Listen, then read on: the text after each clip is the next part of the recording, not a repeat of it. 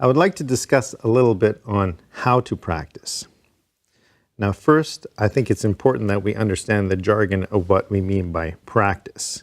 I'm not talking about just playing, because I spent quite a few years just playing, and my progress was quite slow because I wasn't practicing. So practicing is, yes, it's doing the stuff that you can already play and cleaning it up, but it's a lot to do with doing the stuff that you don't know how to play. That is your practice. That is how you get better. First of all, you want to determine where you want to go. It's like if you want to travel somewhere, you got to make sure you have enough gas in the car to get there. So if you're, say, in high school and you're going to be playing in the jazz band and stuff, you want to start working on your reading and some jazz feels and stuff. Or, you know, if you're in your 40s and 50s and you just want to play with your buddies on the weekend doing some classic rock, you know, you just want to learn some extra rock beats and some rock fills. So you basically ideally want to find out what you want to do and then dissect it and start working towards that. It is very important to always end on a positive note when practicing, because I know myself when I'm playing and I'm trying to get a pattern and stuff and it's not happening. If I leave the drums at that point, I go away and I'm doing whatever I need to do and stuff, and then I come back and it's kind of like a bitter taste in my mouth, like, it's a bad note to leave on. If you're working on some difficult stuff, yeah, that's great, but try to end on a positive note. You know, do stuff that is easy for you, that you know is done well, or that you really enjoy. So it's always a positive, upbeat note, so that when you go away, you're thinking positive towards it.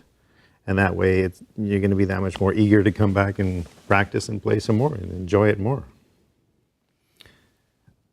It's also very important to understand the concept of over-practicing. I have a problem with this at times. I'm kind of a perfectionist, and I'll practice and practice and practice, and then it seems like I'll get to a point where it doesn't get better. It starts getting worse and worse and worse. And there's a point where you just kind of step back and kind of let your mind clear and do some different patterns and, go do something else for a half an hour and come back and be a little bit more refreshed. So there is that point of over practicing. You want to practice things so that you're prepared for any situation you want. But music is very organic and it breathes and it's a part of you. And if it becomes so rehearsed that you don't have to think about anything or feel anything, I find for myself there could be a tendency of actually the music feeling quite stale. So you want to make sure that you're practiced, but watch that concept of being over-practiced. Well, you know how they say practice makes perfect. Well, that's not true. That's not even remotely true, because if that was true, I would be perfect. And that's not the case. Practice makes better. Actually, perfect practice makes better, or better practice makes better. If you practice properly, you will get better quicker. When practicing, say if you're working on a bossa nova, you don't want to be working on your heavy metal fills. Even though it's just you in your room and you're just playing and having fun, what that does is it creates a comfort zone for you. If you're used to playing a bossa nova with heavy metal fills, you get into a group and you're playing a bossa, you're going to have a tendency to go to a heavy metal fill and you'll lose a gig pretty quick. So always practice your fills in context to what you're doing, not just for enjoyment. If you're doing your bossa, do your bossa fills. You're doing your heavy metal, jazz, whatever. Always try to have it in context, because you'll become more comfortable with what you practice. And you don't necessarily want to mix bossa and heavy metal too much together. It's not that marketable of a style. So always remember your context when you're practicing. Now, while working your way through the encyclopedia, the proper way to practice is to make sure that you can obviously play the pattern, do the sequence of the fill, make sure you get the drums in the right order. Sequence is more important than timing at first. You want to have timing, because without timing, you can't play in a group. So you learn the proper sequence, the order of the drums, sticking pattern, whatever.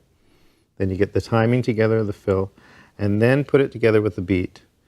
And then when you're comfortable with that, if you have a click track, then put it together with a click track. If you don't have a metronome, I suggest getting one, because that would really help tighten things up.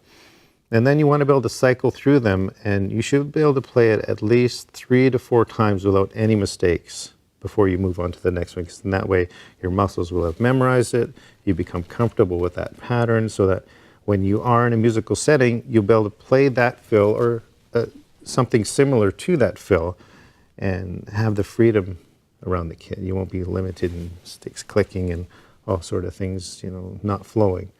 So we're going to make sure you're able to do it 3 or 4 times through before moving on to the next pattern.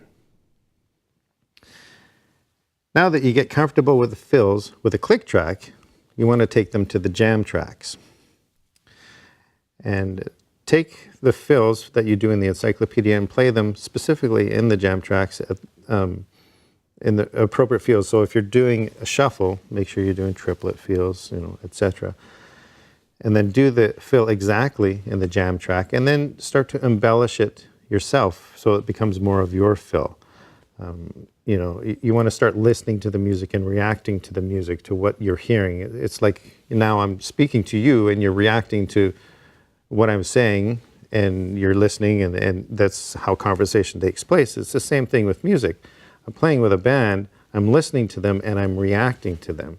So you want to have your fill as a reaction to what you're listening to.